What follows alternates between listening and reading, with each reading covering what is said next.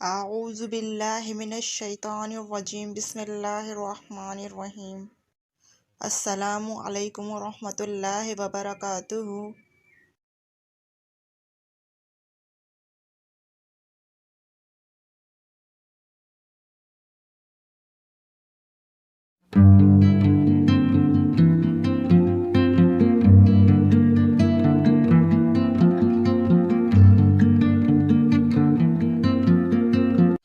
آج کا ہمارا عنوان ہے تجریدیت، تو آئیے چلتے ہیں ویڈیو کی جانب۔ تجریدیت کا آغاز 20ویں صدی سے لے کر 1955 تک افسانے میں بہت ساری تبدیلیاں رونما ہوئیں۔ مختلف تحریکات اور رجحانات کا اثر مختصر افسانے پر پڑے، تاہم 1955 کے بعد اس صنف میں ایک ایسا انقلاب آیا جس کی وجہ سے مختصر افسانے کی تعریف بدل سی گئی۔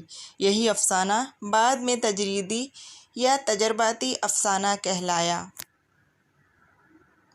تجریدیت کا پس منظر۔ تجرید، جسے انگریزی میں ایبسٹریکٹ کہتے ہیں، کے معنی تجریدی، خیالی یا صرف اس کیفیت کے ہیں جسے صرف محسوس کیا جا سکے، سوچا جا سکے لیکن چھوا نہ جا سکے۔ یہ دراصل فنون لطیفہ میں مصوری کا ایک خاص حصہ ہے، جسے اپناتے وقت مصور صرف رنگوں کی زبان استعمال کرتا ہے، وہ بھی واضح نہیں۔ کہیں لال رنگ کے چھینٹے تشدد سے جوڑ دیے، کہیں کالے رنگ کو بھوک اور موت سے، کہیں ہرا اور سفید رنگ خوشحالی اور امن سے مربوط کر دیا۔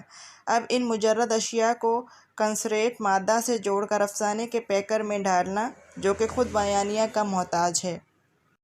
تجریدیت کی مثالیں۔ تجریدیت مادہ نہیں ہوتی، وہ جملہ تجریدی ہوتا ہے جو اشیاء یا اشخاص میں رابطہ قائم کرتا ہے۔ مثال کے طور پر ہم یہ کہیں کہ تمام آدمی جھوٹے ہوتے ہیں، بجائے اس کے کہ اسمتھ جھوٹا ہے، تو یہ مادیاتی بیان ہوئے۔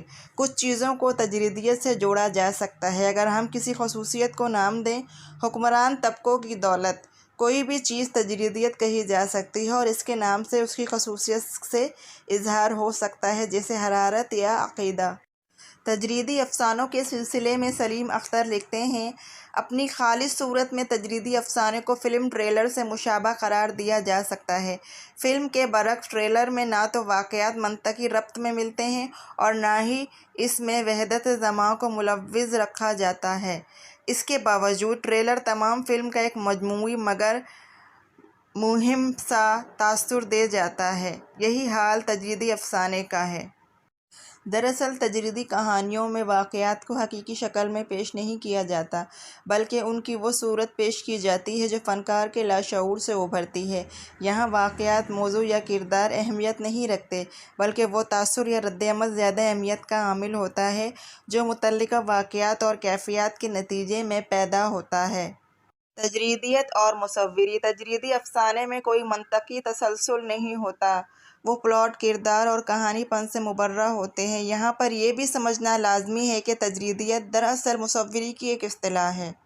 تجریدی مصور جب تصویر بناتا ہے تو خطوط کی ہمواری اور اس کے منطقی ہونے پر زیادہ دھیان نہیں دیتا، بلکہ آڑی ترچھی لکیروں کے ذریعے تاثر کی تخلیق کرتا نظر آتا ہے۔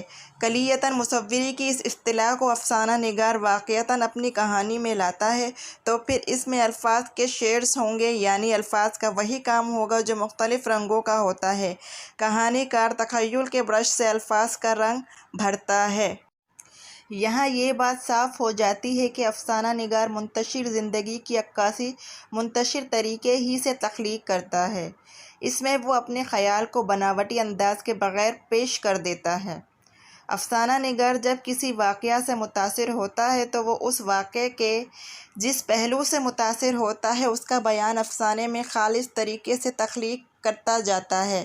ایسا کرتے وقت وہ یہ نہیں سوچتا کہ یہ چیز قاری کو پیش کرنے کے لیے مناسب ہوگی یا نہیں۔ افسانہ نگار صرف اپنے ذہن کا دباؤ کم کرنا چاہتا ہے۔ متاثرہ واقعات کو اس کی اصل حالت میں پیش کرنے ہی کو تجرید کا اہم جز مانا جاتا ہے۔ کردار۔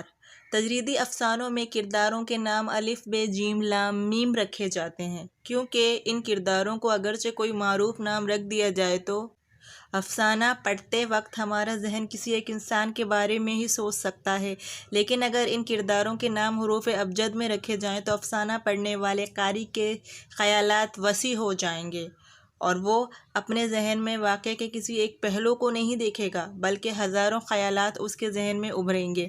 اسی طرح ایک افسانے میں کرداروں کے ذریعے تجرید واقع ہوتی ہے۔ تجریدی افسانوں کی پہچان کے لیے اہم بات یہ ہے کہ ان افسانوں میں پلاٹ کو ترتیب نہیں دیا جاتا، کیونکہ یہاں افسانہ نگار متاثرہ واقعے کی کیفیات کا بیان باطنی ذہن سے کرتا ہے۔ موضوع کے انتخاب کی تو یہاں ضرورت ہی محسوس نہیں کی جاتی۔ یہاں افسانے میں کئی موضوعات پر اظہار خیال ملتا ہے۔ کرداروں کے بھی باقاعدہ نام نہیں ہوتے، بلکہ ایسے ناموں کا استعمال کیا جاتا ہے جن سے افسانے میں پیچیدگی قائم رہے اور کوئی بھی مکالمہ واضح طور پر سمجھ میں نہ آئے۔ زیادہ تر تجریدی افسانوں میں کرداروں کے ناموں کے لیے حرف تہجی کا استعمال یا پھر بے سر کا آدمی، پہلا آدمی، دوسرا آدمی وغیرہ رکھے جاتے ہیں۔ افسانہ نگار یہاں زمان و مکان کی قید سے بالکل آزاد ہے، یعنی تجریدی افسانوں میں ماضی یا حال کی کوئی قید نہیں، وقت اور مقام کے بغیر ہی تمام کیفیات کا بیان ہو جاتا ہے۔ شاعری کا استعمال۔ تجریدی افسانوں میں شاعری کا استعمال بھی عام بات ہے۔ وحدت تاثر کے بجائے مجموعی تاثر اور مبہم تاثر پر انحصار کیا جاتا ہے۔ ریاضی کا استعمال جیسے جیومیٹری، مثلث، دائرے، بریکٹیں وغیرہ کے لیے بھی افسانوں میں جگہ دی گئی۔ سائنسی خاکے اور آڑی ترچھی لکیریں بھی تاثرات کو ابھارنے میں مدد کرتی ہیں، جیسے کہ تجریدی مصوری میں بھی ان کو جگہ دی گئی۔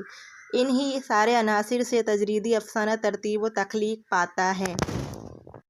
اگر آپ کو ہماری ویڈیو اچھی لگے تو پلیز لائک، شیئر اور کمنٹ کرنا مت بھولیے گا، اور ہماری مزید ویڈیوز دیکھنے کے لیے سبسکرائب کے بٹن پر کلک کریں۔